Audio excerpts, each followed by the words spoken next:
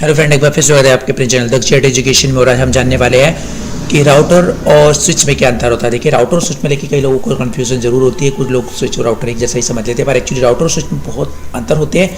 इस अंतर को हम जानेंगे इस वीडियो के अंदर, तो प्लीज़ वीडियो को अंत तक जरूर देखिएगा। और अगर चैनल पर न्यू है तो प्लीज़ सब्सक्राइब जरूर कीजिए और बेल आइकन को दबाना बिल्कुल ना भूलें, ताकि इस तरह के ज्ञान और नॉलेज अपडेट वीडियोस आपको ऑटोमेटिकली मिलते रहे। लाइक और शेयर और कमेंट करना बिल्कुल ना भूलें। किस तरह के ज्ञान को आप सब जगह तक फैलाइए, ताकि आप इस तरीके के ज्ञान से आप किसी को वंचित ना रख सके। आइए स्टार्ट करते हैं वीडियो को, समझते हैं इसके अंतर को। देखिए, स्विच एक नेटवर्किंग डिवाइस है। यह कंप्यूटर नेटवर्क पर डिवाइस को एक साथ ऐड करता है। स्विच डेटा लिंक लेयर 2 और कभी कभी OSI ओपन सिस्टम इंटरकनेक्शन के संदर्भ के मॉडल की नेटवर्क लेयर 3 पे भी काम करता है, इसलिए इसे किसी भी पैकेट प्रोटोकॉल का समर्थन करता है।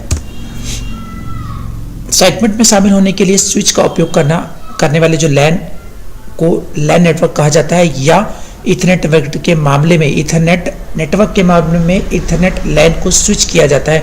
नेटवर्क में स्विच वह डिवाइस है जो लैन सेगमेंट के बीच पैकेट को फिल्टर और फॉरवर्ड करता है।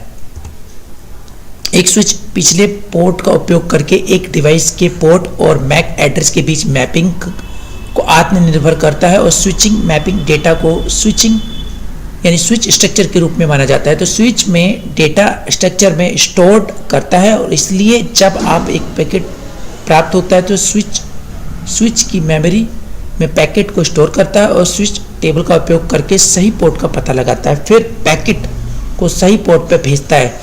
इस नेटवर्क के कारण स्विच सभी उपकरणों पर एक साथ कई कनेक्शन की अनुमति देता है। तो एक स्विच एक प्लग और प्ले के डिवाइस होता है। अब बात करते हैं राउटर की। देखिए, राउटर को समझते थोड़ा। तो राउटर कम से कम 2 नेटवर्क से जुड़ा होता है, आमतौर पर लैन और वैन। क्या एक लैन और उसका ISP राउटर आमतौर पर गेटवे पे स्थित होता है, वे स्थान जहां 2 या अधिक नेटवर्क कनेक्ट होते हैं।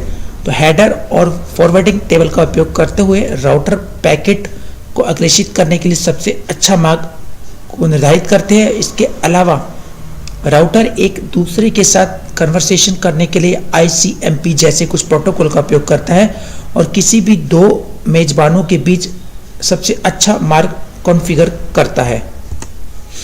जब राउटर को पैकेट प्राप्त होता है तो वह पहले पैकेट को राउटर मेमोरी में स्टोर करता है और पैकेट के डेस्टिनेशन IP एड्रेस का विश्लेषण करता है। फिर यह राउटिंग टेबल को देखने के लिए पैकेट को रूटेट करता है। इसके बाद उस जानकारी के आधार पर यह उचित रूप से पैकेट को आगे बढ़ाता है। क्योंकि राउटिंग एल्गोरिथम अधिक कॉम्प्लेक्स होते हैं, इसलिए काफ़ी प्रोसेसिंग पावर की आवश्यकता होती है, जिससे यह स्विच से अधिक महंगा हो जाता है। हालांकि स्विच के विपरीत एक राउटर आमतौर पर व्यवस्थापक द्वारा यानी कॉन्फ़िगर किया जाना चाहिए।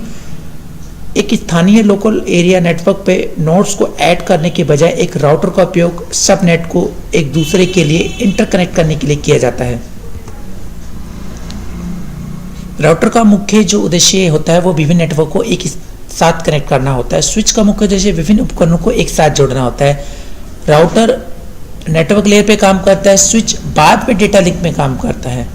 राउटर का उपयोग लैन के साथ मैन द्वारा भी किया जा सकता है, तो स्विच का उपयोग केवल लैन द्वारा ही किया जाता है। राउटर के माध्यम से डेटा पैकेट के रूप में भेजा जाता है, स्विच के माध्यम से डेटा पैकेट और फ्रेम के रूप में भेजा जाता है। तो राउटर एक पूर्ण द्वैत मोड ट्रांसमिशन है, जबकि स्विच एक पूर्ण द्वैत मोड ट्रांसमिशन है।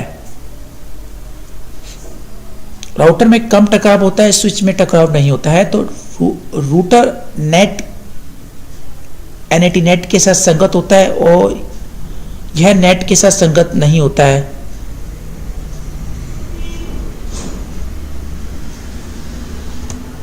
आई होप ये वीडियो आपको अच्छी लगेगी। जल्दी से लाइक कीजिए, शेयर कीजिए, कमेंट कीजिए प्लीज। फिर मिलेंगे इस तरीके के ज्ञान और नॉलेज के साथ में।